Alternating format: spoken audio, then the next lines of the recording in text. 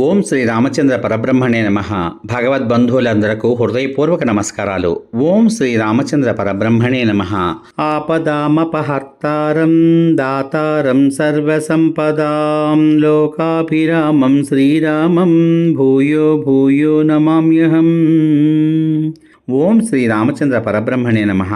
శ్రీ వాల్మీకి రామాయణం అయోధ్యాకాండము 46వ సర్గయందలి గల 1వ శ్లోకం నుంచి 34వ శ్లోకం వరకు గల అన్ని శ్లోకముల యొక్క వచన భావసారాన్ని రాముడు సీతా లక్ష్మణ సమేతుడై తమసా తీరమున నివసించుట, పురవాసులు నిద్రించుచుండగా వారిని విడిచి అరణ్యం వైపు పోవుట అనే కథగా విందాం.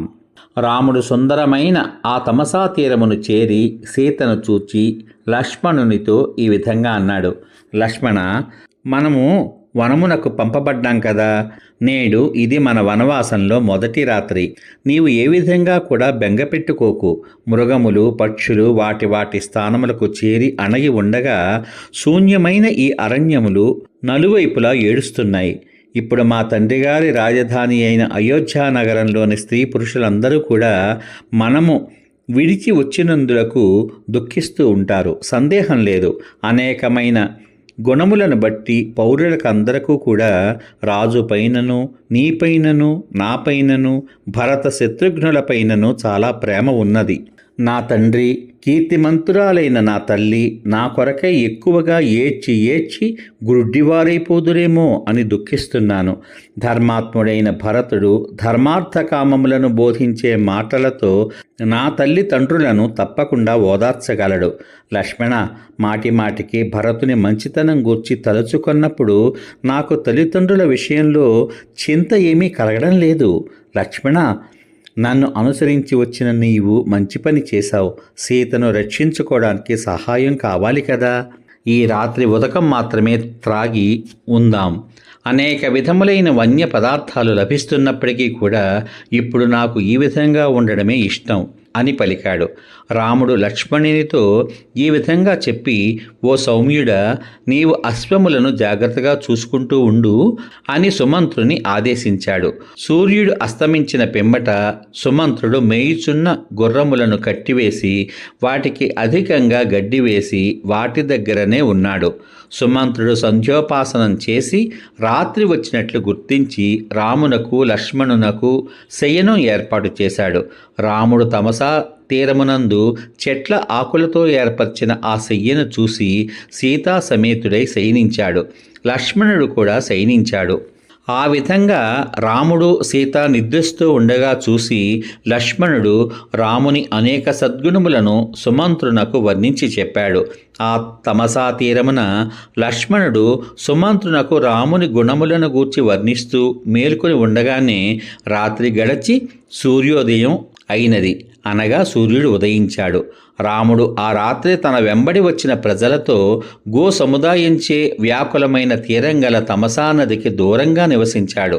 నిద్ర లేచి ఆ ప్రజలను చూసి శుభమైన లక్షణములు గల సోదరుడైన లక్ష్మణునితో ఈ విధంగా అన్నాడు.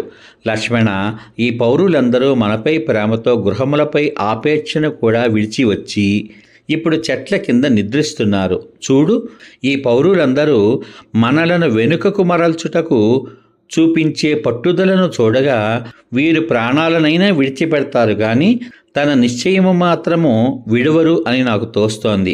నిద్ర నుండి మేల్కొని లోపుగా మనం రథం ఎక్కి శీఘ్రంగా ఎట్టి భయము లేని మార్గంలో వెళ్దాం.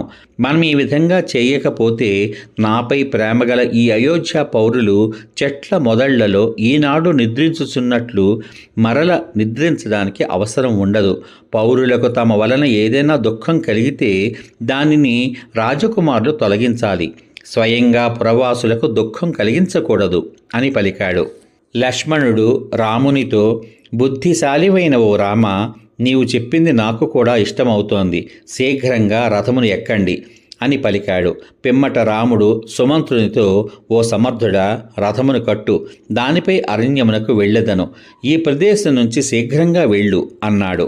ఆ సారథి తొందరగా రథమునకు గుర్రములు కట్టి రామునకు నమస్కరించి రథము సిద్ధంగా ఉన్నదని చెబుతూ, రామా, ఈ రథము కట్టాను, ఓ అజానుబాహు, నీవు సీత లక్ష్మణుడు దీనిపై ఎక్కండి అని పలికాడు.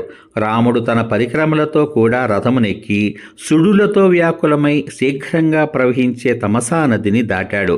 తమసా నదిని దాటి మంగళకరము, బాధలు లేనిది, భయపడు వారికి కూడా భయం కలిగించేది అయిన మహామార్గాన్ని పొందాడు. ఆ పౌరులను మోసగించుటకై రాముడు సుమంత్రునితో, ఓ సుమంత్ర, నీవు రథమెక్కి కొంత దూరము ఉత్తరము వైపు వెళ్ళి మరల రథమును వెనక్కి తిప్పు. నీవు సావధాన చిత్తుడవై పౌరులకు నా విషయము తెలియకుండా ఉండేటట్లు చూడు అన్నాడు. సుమంత్రుడు రాముని ఆజ్ఞ ప్రకారం ఆ విధంగా చేసి తిరిగి వచ్చి రామునకు రథము సిద్ధంగా ఉన్నట్లు తెలిపాడు.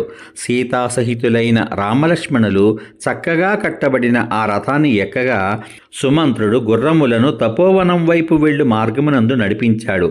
ఉత్తరాభిముఖంగా ప్రయాణం చేయుట మంగళకరం అవడం చేత సారథి ఆ రథాన్ని ఉత్తరాభిముఖంగా ఉండేటట్లు చేశాడు. మహారథుడైన రాముడు సారథితో ఆ రథమును ఎక్కి వనమునకు వెళ్ళాడు. సమాప్తం.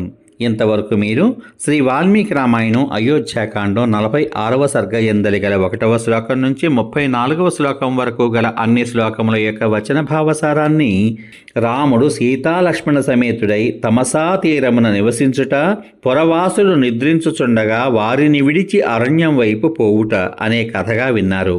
రేపటి భాగంలో శ్రీ వాల్మీకి రామాయణం అయోధ్యాకాండము 47వ సర్గ ఎందలి గల 1వ శ్లోకం నుంచి 19వ శ్లోకం వరకు గల అన్ని శ్లోకముల యొక్క వచన భావసారాన్ని, పౌరులు వేకువని లేచి విలపించుట, నిరాశ పొంది నగరమునకు మరలిపోవుట అనే కథగా వింటారు. ఓం శ్రీ రామచంద్ర పరబ్రహ్మణే నమః. శ్రీరామ రామ రామేతి రమే రామే మనోరమే సహస్రనామ తత్తుల్యం రామనామ వరాననే. ఓం శ్రీ రామచంద్ర పరబ్రహ్మణే నమః. సర్వే జనా సుఖినో భవంతు. శుభమస్తు. స్వస్తి.